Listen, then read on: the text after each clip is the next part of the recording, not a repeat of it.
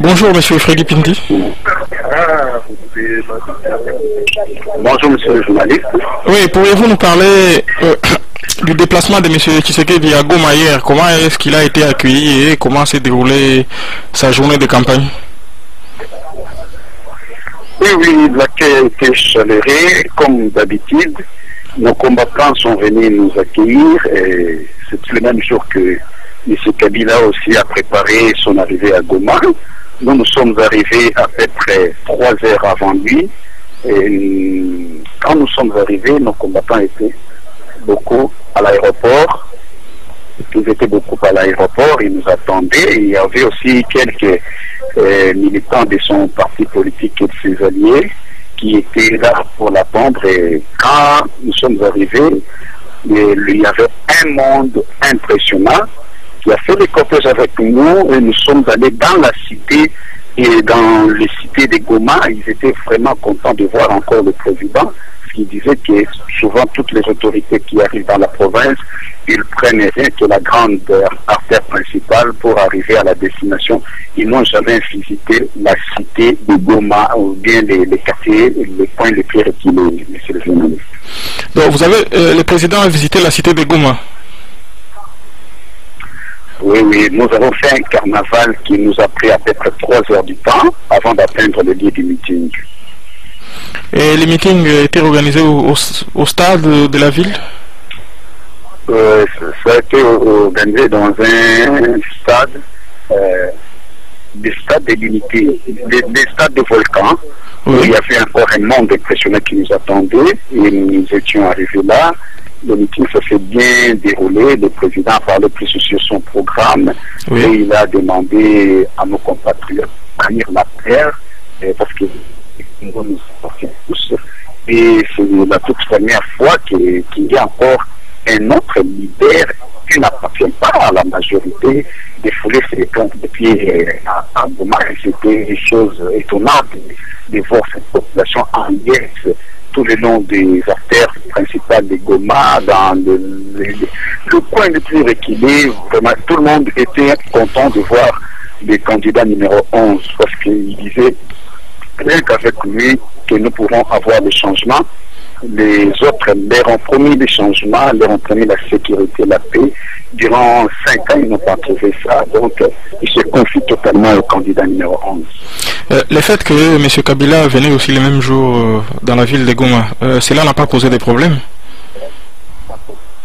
Mais nous avons trouvé ça comme une provocation.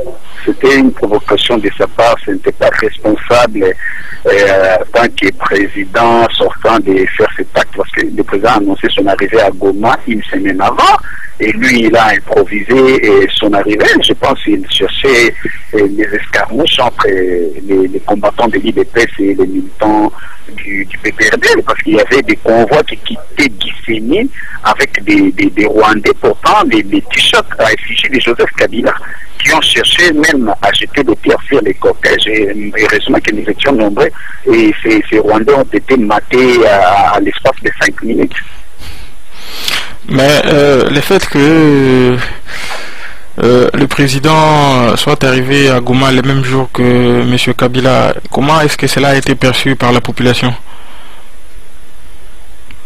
Non, la population a trouvé ça vraiment irresponsable de la part du président sortant d'afficher ses comportements devenus le même jour que le président. Bon, je vous pose la question, vous aussi, messieurs les journalistes.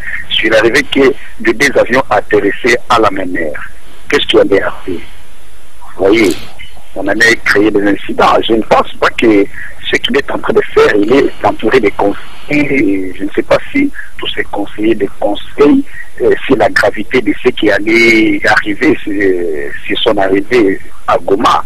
Je ne pense pas que nous aussi on allait se laisser faire.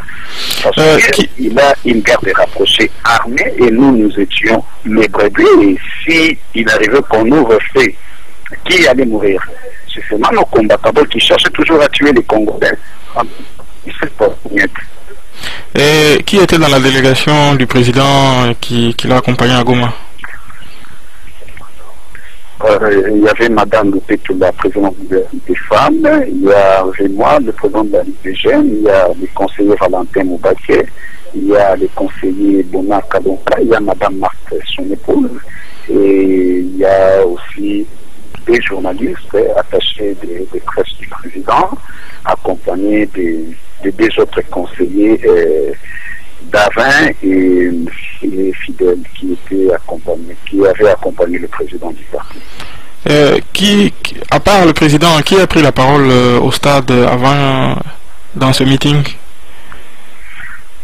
Il y avait le président fédéral de Goma, M. Mikindo Ribens, qui a introduit le président. Il a profité aussi de présenter tous nos candidats députés et leurs suppléants, donc les candidats députés du Nord Kivu en général, parce qu'il y avait ceux qui venaient de Lubero et de Rutshuru qui n'étaient pas des candidats de Goma qui étaient sur place.